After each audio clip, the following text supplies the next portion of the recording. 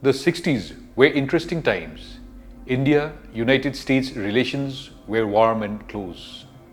So when in 1964, China tested a nuclear device at its Lucknow facility in the western province of Xinjiang, the entire Western world was surprised.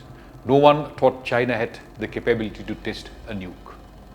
So the West wanted to keep an eye on any development on the Chinese side as far as nuclear testing goes. For this, vantage high altitude locations were required. Those were the days when satellites did not have the kind of probing role that they do nowadays. That is when the Americans came out with an idea to install listening devices on the high mountains that straddle the border between India and China and which overlook China.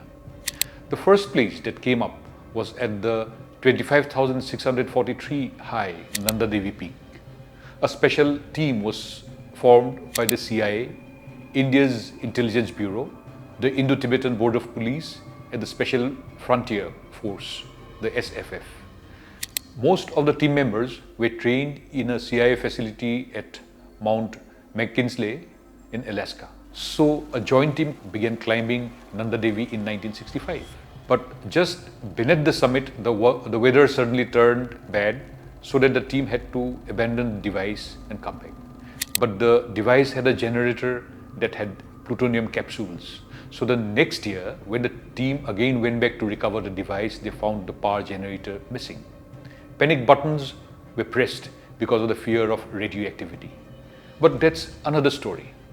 This story here is that the CIA and the IB teams had installed another device at the about 18,000 feet high Khardung, much above Leh, the story of which is yet to be told. There used to be a white dome. As a young schoolboy, I remember there used to be a white dome, and a thick black cable used to run from here to the down at the foothill of this hill, and I was told that it's some kind of a listening station. For whatever reason, I don't know what listening to whom, but there was this dome shape, and there was similar one just close to the Khardungla top. Not the old traditional route of Khardungla, not the present Khardungla top. The earlier where we used to cross Khardungla during my school days, when we used to walk from Nubra to Leh to go to school in Kashmir.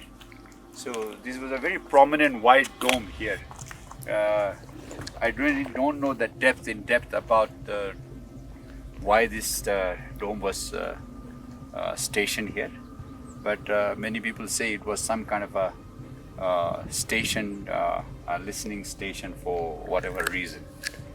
So look at the nuts and bolts. It's still absolutely shining, no rust. It's a dome, and there are four, and also the mains in the center. There's a small platform, and it's got a fantastic 360 view of the whole Leh town.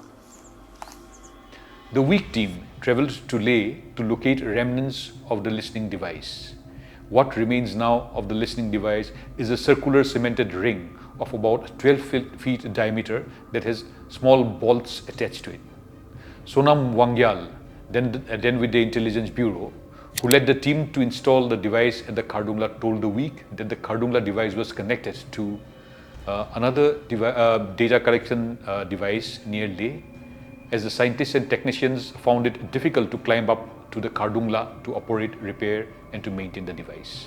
The white dome-like structure was connected by thick wires to a nearby complex a few hundred meters below at Takshithang, above Leh, where raw data was collected and collated at the office of the Sahastra Simabal, the SSB, the force which is now mandated with the security of Nepal and Bhutan borders with India. This place saw a lot of foreigners who'd come in a Beechcraft aircraft that was operated by the Aviation Research Center under the Research and Analysis Wing, or the RAW, India's secretive agency mandated with external intelligence.